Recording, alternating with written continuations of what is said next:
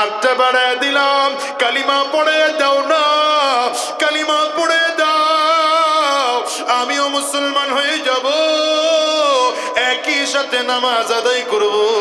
মুসলমান বন্ধুর সাথে সাথে হাতে হাত থেকে কালিমা পড়াতে শুরু করেছে। নামাজ শুরু হয়ে গেল, নামাজে দাঁড়িয়ে গেলেন কাফির বন্ধুটা।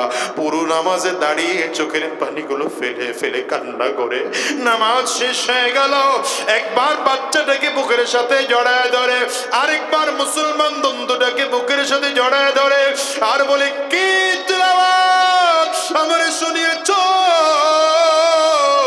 এতদিন, এই কোরআনের বিরোধিতা করলাম, এতদিনই কোরআন পড়াইছি, আমি বুঝতে পারি নাই এই কোরআনে যদি এত মজা হয়, তাইলে এই কোরআনের ধর্ম ইসলাম ধর্মে না জানি কত মজা।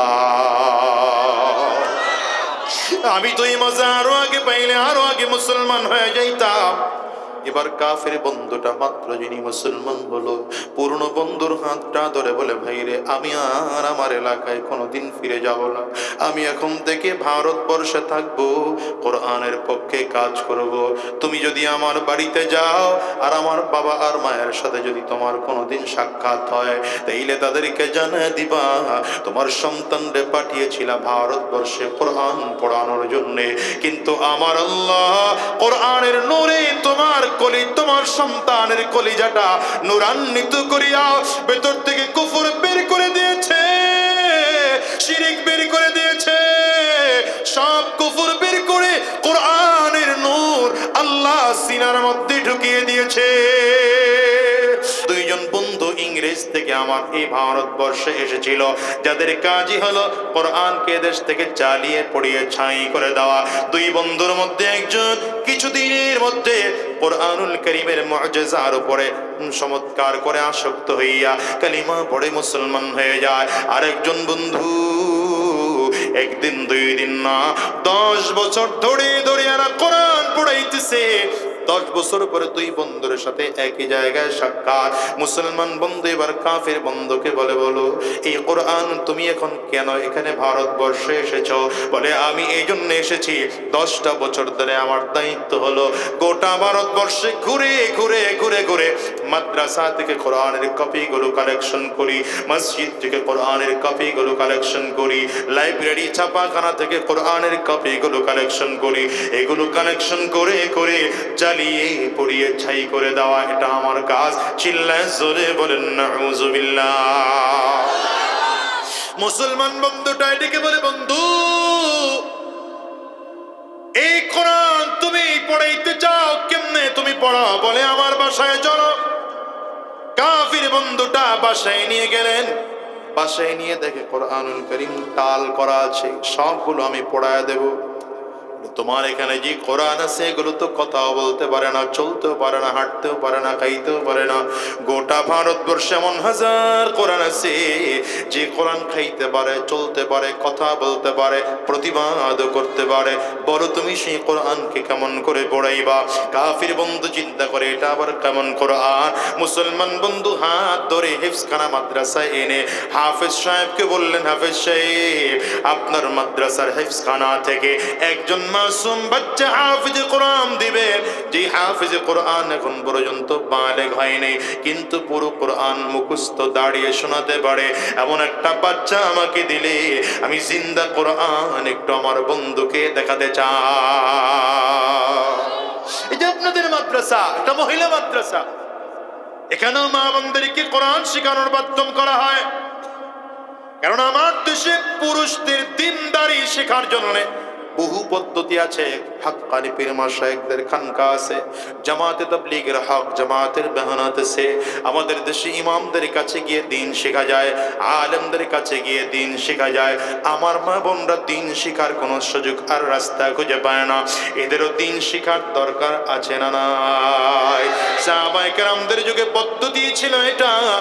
সাহাবায়ে কেরাম নবীর কাছ থেকে দিন শিখে তারা ঘরে গিয়ে বিবিকে দিন শেখাতেন, নিজের মেয়েটাকে দিন শেখাতেন, মাকে দিন শেখাতেন, নিজের বোনকে দিন শেখাতেন। আমাদের দেশের পুরুষরাই তো দিনদার না, দিন শেখাবে কি? আমার দেশের পুরুষরা সূরা ফাতিহা জানে না, সূরা ইখলাস জানে না, নামাজের ভেতরে বাইরে ফরজ কয়টা জানে না, ওযুর ফরজ কয়টা জানে না, তায়াম্মুমের ফরজ কয়টা জানে না। আছে না নাই জোরে বলেন? হ্যাঁ, যদি জিজ্ঞাসা করা হয় জানাজার নামাজ কোন নামাজে পড়ে, কে বলে দোয়া কুনুত কোন নামাজে পড়ে, কয় জানাজার নামাজে পড়ে। নাই নাই নাই নাই, কথা বলেন না কেন? কত কায়দা কানুন যে এদেশে আছে। বাবা মারা গিয়েছে, নিজের বাবার সামনে দাঁড়িয়ে জানাজার নামাজটুকু পড়াবে, এতটুকু পারে না, এমন নেতাও এদেশে আছে না? এরা যখন আলেমদের বিরুদ্ধে কথা বলে, জুতা খুলে ডাইরেক্ট ওদের গালে মারা দরকার। বেয়াদব কোথাকার, বাপের জানাজা পড়াইতে পারো না, কথা এত বড় বড় কেন বলি? সূরা ফাতিহা ঠিক হয় না, সে ইমামের ভুল ধরে। হুজুর এই যে দেখেন না, 16 বছর যা চলছিল, ওই স্টেজ পর্যন্ত এসে দাঁড়াইছি, পুলিশ দাঁড়ায় বলে হুজুর স্টেজ পর্যন্ত আসছিলেন, এটা জায়েজ ছিল, স্টেজে উঠা জায়েজ নেই। আপনাদের এলাকা হয় নাই মনে হয়? হ্যাঁ, বয়ান অর্ধেক করে দেওয়ার পরে দারোগা সাহেব এসে কানে কানে বলে হুজুর এই অর্ধেক আলোচনা করছেন তো, এটা এটা জায়েজ হচ্ছে, বাকি বাকি অর্ধেক এটা জায়েজ মানে বুঝছেন তো, এটা জায়েজ নেই, এটা করা যাবে না। চলছে না চলে না? আরে এই কথা বলার জন্য কত মানুষকে কষ্ট করতে হয়েছে, জেলে যেতে হয়েছে। আমি তো বলি, যারা কোরআনকে বাধা দিতে আসেছ, কি যোগ্যতা ছিল তোমার? বল, কথা বলেন না কেন? সভাপতি সাহেব পাশে বসে থাকতো, স্লিপ দিয়ে দিতে, হুজুর এই কোরআন হাদিস দিয়ে ওয়াজ করবেন, রাজনীতির ওয়াজ করবেন না।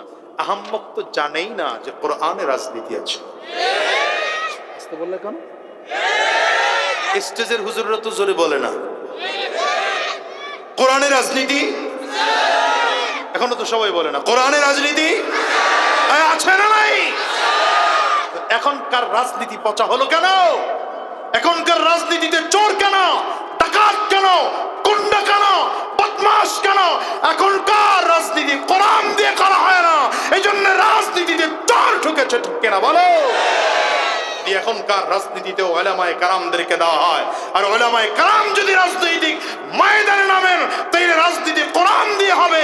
সেই রাজনীতির যারা জুলুম হবে না, অত্যাচার হবে না, অন্যায় হবে না, নির্যাতন হবে না, শান্তির বার্তা বয়ে আসবে সে রাজনীতি। এখন তো রাজনীতি হলো দুর্নীতি, জালিয়াতি, শোষণ নীতি, পেট নীতি, এগুলো দিয়ে রাজনীতি। কথা কয় না, কথা কয় না? জালিয়াতি, শোষণ নীতি, পেট নীতি আর দুর্নীতি, এ সকল মিলিয়ে হলো বর্তমানের রাজনীতি। শর্ত বলে 1 নম্বর শর্ত, আপনাদের দুজনকেই গোসল করতে হবে, পাক হতে হবে, পবিত্র হতে হবে। দুজনকেই পবিত্র কাপড় পরিধান করে মসজিদে কিবলামুখী হয়ে বসতে হবে। দুজন শর্তে রাজি হয়ে গেল, মাসুম বাচ্চাদের তিলাওয়াত শুরু করেছেন, আলহামদুলিল্লাহি রাব্বিল আলামিন। ফজরের নামাজের পরে নাস্তা শেষে তিলাওয়াত শুরু হয়েছে, সূরা ফাতিহা থেকে তিলাওয়াত। সূরা ফাতিহা থেকে তিলাওয়াত আরম্ভ হয়েছে মাসুম বাচ্চার কণ্ঠে। সূরা ফাতিহার তিলাওয়াত শেষ হলো, সূরাতুল বাকারা তিলাওয়াত শুরু হলো। 1 পারা তিলাওয়াত শেষ হয়ে গেল, 2 পারা, 3 পারা, 4 পারা, এমন করে করে করে করে 15 পারা তিলাওয়াত কমপ্লিট হয়ে গেল। 15 পারা তিলাওয়াত যখন হয়ে যায়, মসজিদের মাইকে আজানের শব্দ বের হচ্ছে, মসজিদ থেকে আজান আসতেছে, যোহরের নামাজের আজানের শব্দ।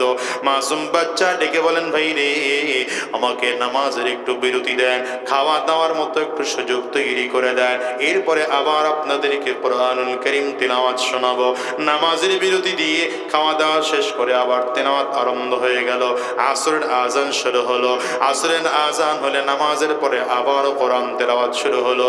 আবার মাগরিবের আজান, মাগরিবের নামাজের বিরতি লইয়া নামাজ কমপ্লিট করে আবার তিলাওয়াত শুরু হয়েছে। তিলাওয়াত করে করে আল্লাহর বান্দা যখন পড়ে, কুল আউযু বিরাব্বিন নাস, মালিকিন নাস, ইলাহিন নাস, মিন শাররিল ওয়াসওয়াসিল খান্নাস, আল্লাযী ইউওয়াসওয়িসু ফি সুদুরিন নাস মিনাল জিন্নাতি ওয়ান নাস। মাসুম বাচ্চার কণ্ঠের তিলাওয়াত শুনে দুই বন্ধুর চোখ দিয়ে গাল বেয়ে বেয়ে পানি পড়তে আরম্ভ হয়েছে। হেই রে কোরআন বুঝিয়ে তো মজার,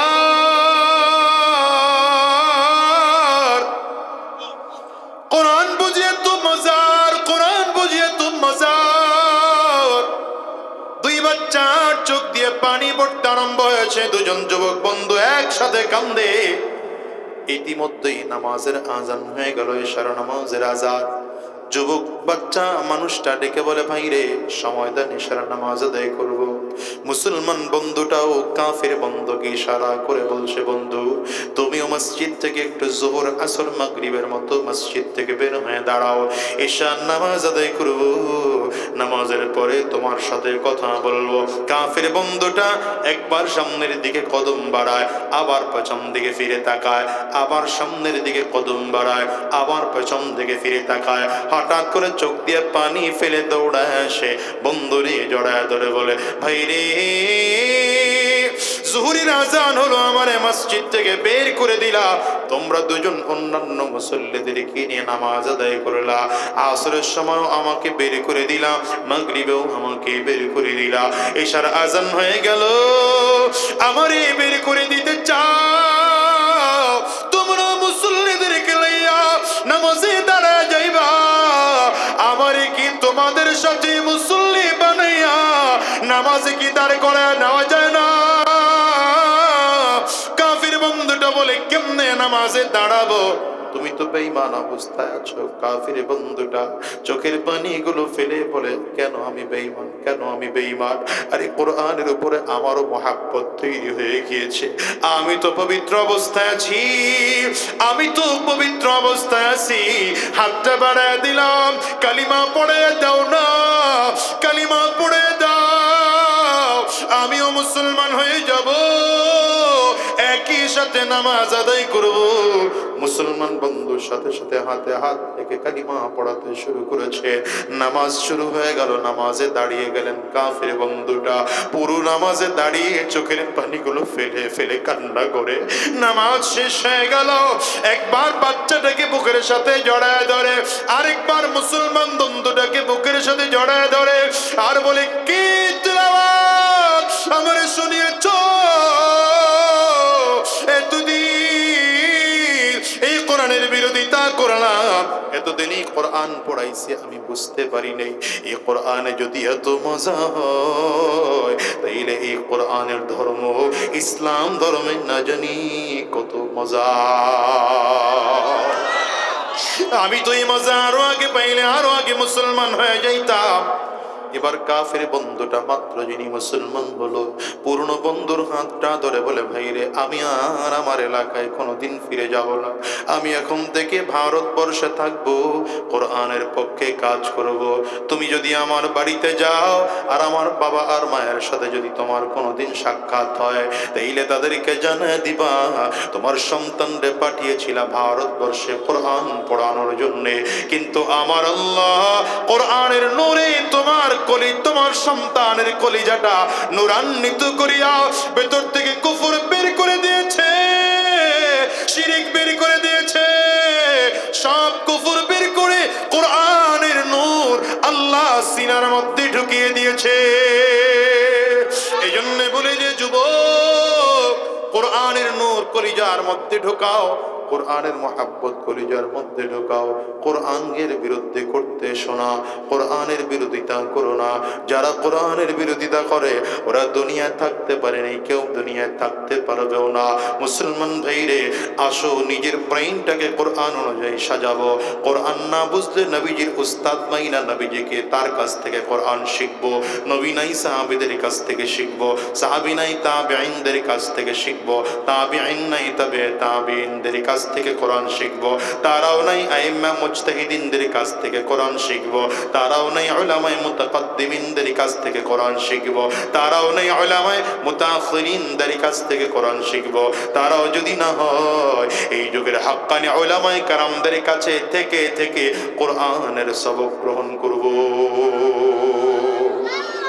ছোট্ট সংক্ষিপ্ত কথায় বলে দিয়ে গেলাম, যতদিন এই জমিনের মধ্যে থাকবো কোরআনের বিরোধিতা করব না, জালিম হয়ে জমিন থেকে বিদায় হব না, ইসলামের বিরোধিতা করব না।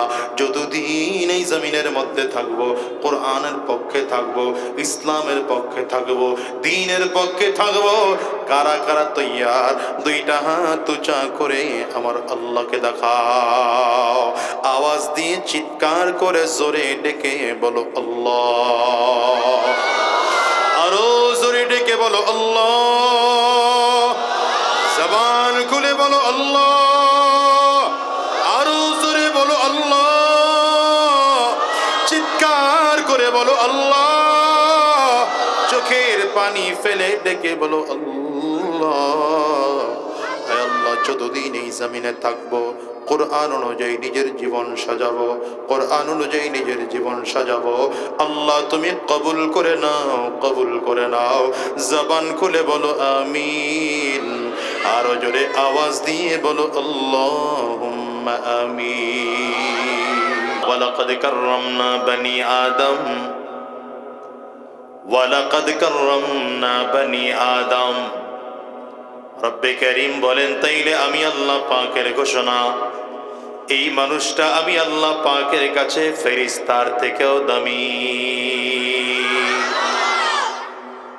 কিন্তু মানুষের মধ্যে আকল আছে, আকল বিবেক বুদ্ধি থাকার পরেও তার কাজ যদি জানোয়ারের মতো হয়, গাধার মতো হয়, শিয়ালের মতো হয়, শুয়োরের মতো হয়, মানুষটা যদি নিজের আকল দিয়া গুনাহ থেকে ফিরে থাকতে না পারে, রব্বে কারীম বলেন উলাইকা কাল আনআম বাল হুম আদাল, উলাইকা হুমুল গাফিলুন।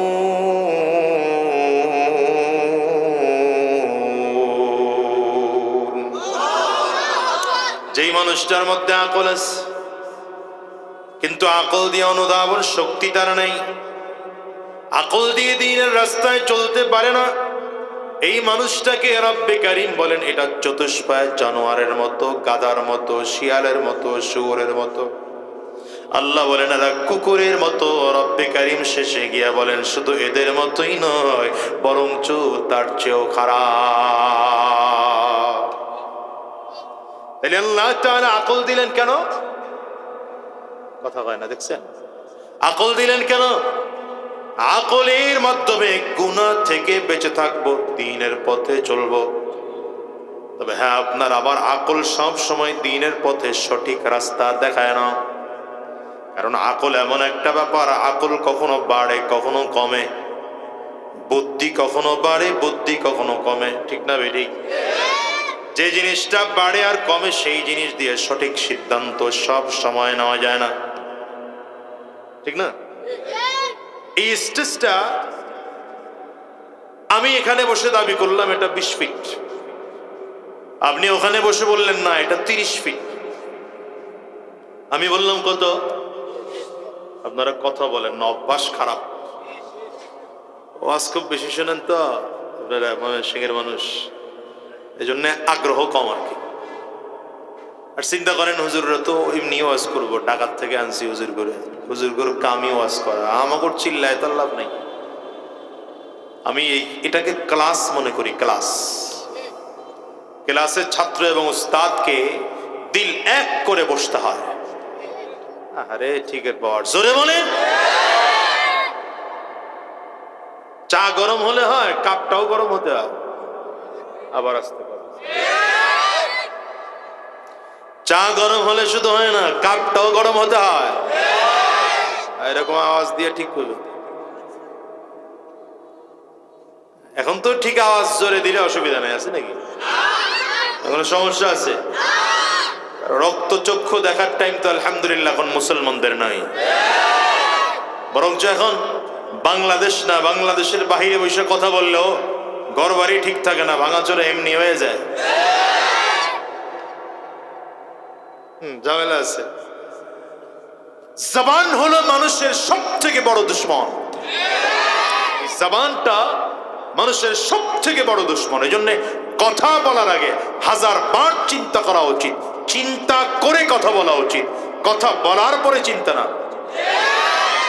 কথা যেটা বলে ফেলছেন সেটা ফেরত নিতে পারবেন না। যারা হাতুস সিনানি লাহাল কিয়ামু ওয়ালা ইয়ালতামু মা জারাহাল লিসান। কবি বলেন দাঁত দিয়ে কামড় দিয়ে যেটা ক্ষত করেছে এটা যে কোনো সময় সারানো যায়। আপনি দাঁত দিয়ে কাউকে কামড় দিয়েছেন, 2-1 ঘন্টা পরে কামড় নাই আর বোঝা যায় না, ঠিক না? যদি রক্ত বের করে ফেলেন 2-4 দিন পরে থাকে না। কিন্তু কাউকে কথা দিয়ে আঘাত করেছেন, ও চিরজীবন আপনার কথা মনে রাখবে। দেখেন নাই এতদিন হালেমদেরকে জেলে ভরছে, হুজুররা মেনে নিছে, রক্ত ঝরিয়েছে, আলেমরা মেনে নিছে, শাপলা চত্বরে মেরেছে, আলেমরা তারপরে মেনে নিয়েছে, মানুষদেরকে হত্যা করেছে, আলেমরা তারপরে মেনে নিয়েছে।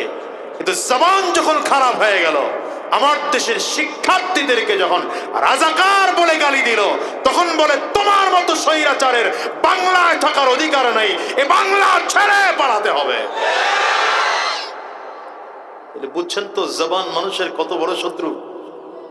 16 বছর যারে কেউ লড়াইতে পারে নাই, বাবা রে বাবা, চকুত্তল পাথরের মতো বসেছিল। এক কথায় জমিন দিয়ে হেঁটে যাওয়ার মতো সুযোগ ছিল না, উড়ে যেতে হয়েছে।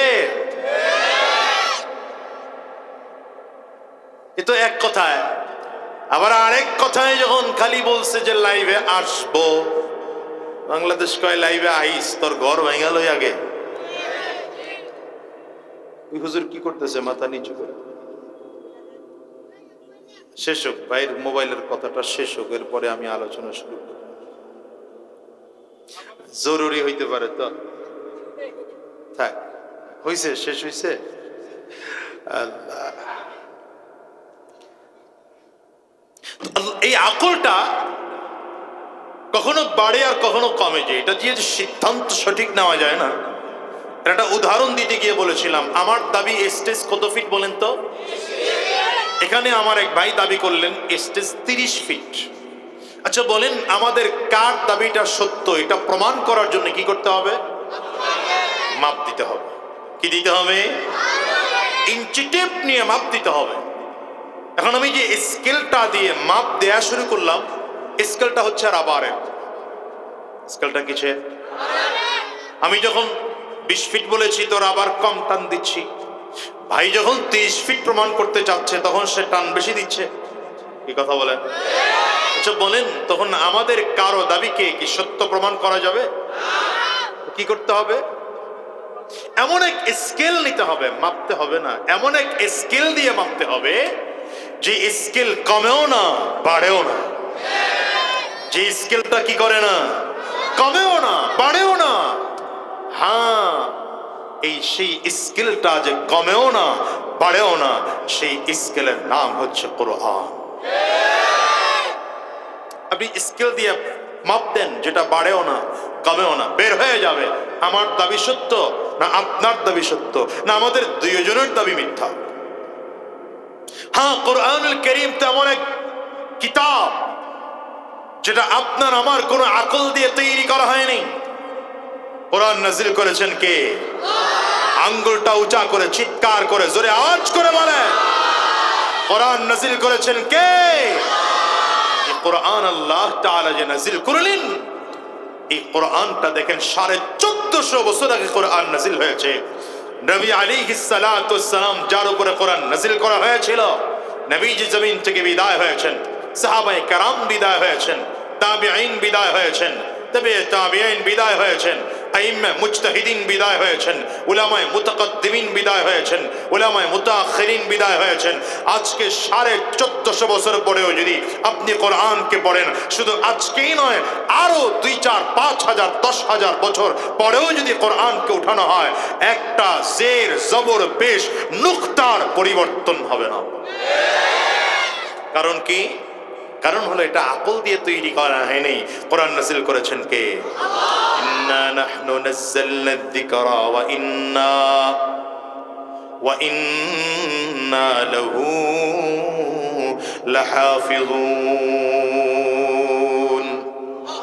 যে রব্বে কারীম বলেন, কোরআন নাযিল করেছি আমি আল্লাহ, এই কোরআনের হেফাজত করব আমি আল্লাহ। বুইসতু মুআল্লিমা গোটা জাতির জন্য আমাকে উস্তাদ বানিয়ে জমিনে পাঠানো হয়েছে। নবী আমাদের উস্তাদ। আজকের এই ময়দানে আমরা যারা কথা বলতেছি আপনারাও শুনতেছেন, আমিও নবীর ছাত্র, আপনারাও নবীর ছাত্র। আমার আগে মাহফিলে যিনি কথা বলেছেন তিনিও নবীর ছাত্র, আমার পরে যারা কথা বলবেন তারাও নবীর ছাত্র। আওয়াজ করে বলেন ঠিক কিনা? সাহাবায়ে কেরাম ছিলেন আমার নবীর ডাইরেক্ট ছাত্র, আমরা ইনডাইরেক্ট ছাত্র। আমার নবীকে আল্লাহ তাআলা উস্তাদ বানিয়ে পাঠিয়েছেন। এজন্য মুসলমান উস্তাদের মাধ্যমে কোরআনুল কারীমকে বুঝো, কোরআনুল কারীম বুঝে সে অনুযায়ী নিজের জীবনকে পরিচালনা করো। জান্নাতি মানুষ হইয়া জমিন থেকে বিদায় হও। হ্যাঁ, দুনিয়াতে মানুষ হয়ে যারা দুনিয়াতে আসবে এরা কেউ দুনিয়ায় থাকবে না।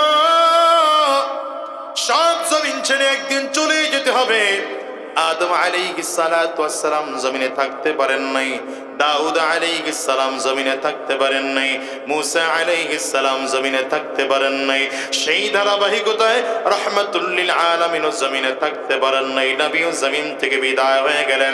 তবে নবী যদিও জমিন থেকে বিদায় হয়েছেন, বিদায় হজের ভাষণে গোটা সাহাবায়ে কেরামদেরকে শুনিয়েছেন। সাহাবায়ে কেরাম সব নবীরা জমিন থেকে বিদায় হয়ে যাবে, আমি নবীও জমিন থেকে বিদায় হয়ে যাব।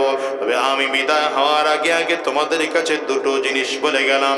অন্যান্য নবীদের বিদায়, আমি নবীর বিদায় কিন্তু এক নয়। অন্যান্য নবীরা জমিন থেকে বিদায়, তাদের ধর্ম জমিন থেকে বিদায়।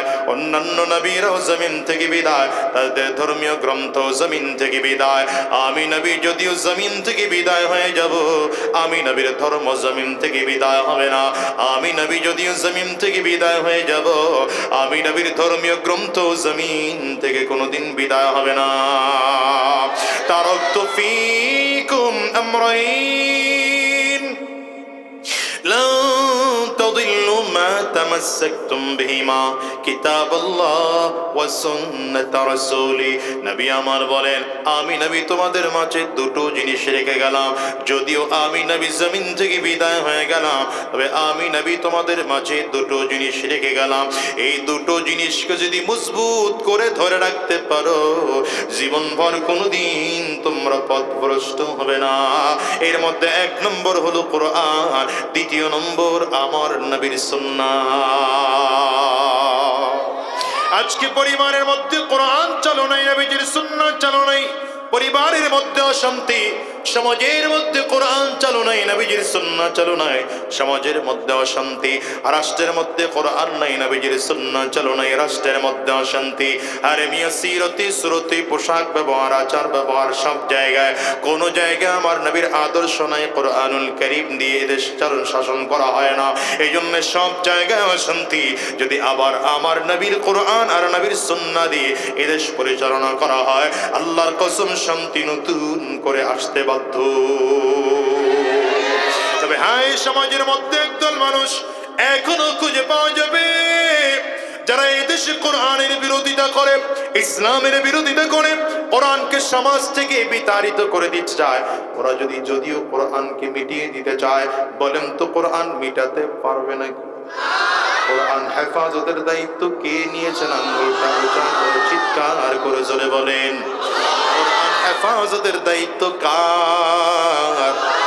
সবাই আঙ্গুলটা উঁচা করে চিৎকার করে বলেন কার? আরো জোরে বলো কার? হ্যাঁ, আল্লাহর কোরআনের হেফাজতের দায়িত্ব। সুতরাং আমাগোরা আর কোনো কিছু করার প্রয়োজন নাই, আমরা শুধু খাবো আর ঘুমাবো। হ্যাঁ, আমাগোর কিছু করণীয় আসেনি? কি করণীয় আছে?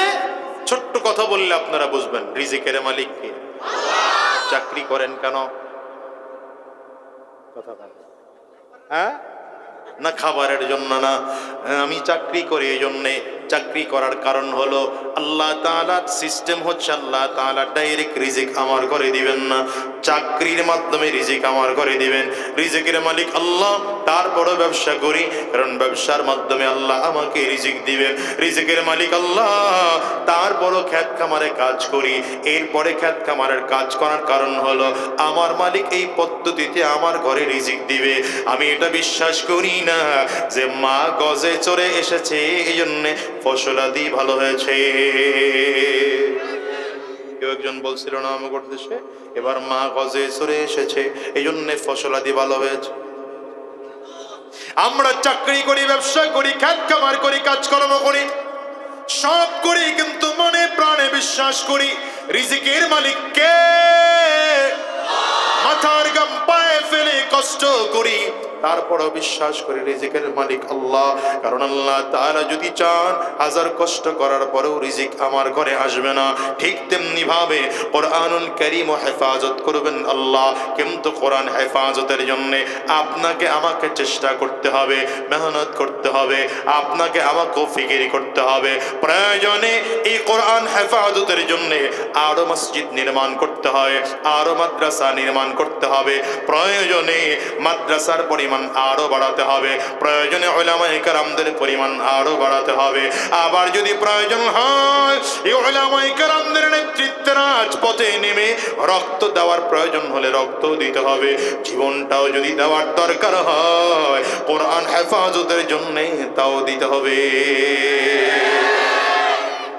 ইংরেজরা এই দেশটা যখন শাসন করত, দিল্লি শাহী জামে মসজিদ থেকে, বুখারীর দরজ থেকে শাহ ওয়ালিউল্লাহ মুহাদ্দিস তাহলাবী রাহমাতুল্লাহি আলাইহির এক ঘোষণার কারণে ভারতবর্ষ ছেড়ে ইংরেজরা পালাতে বাধ্য হলো।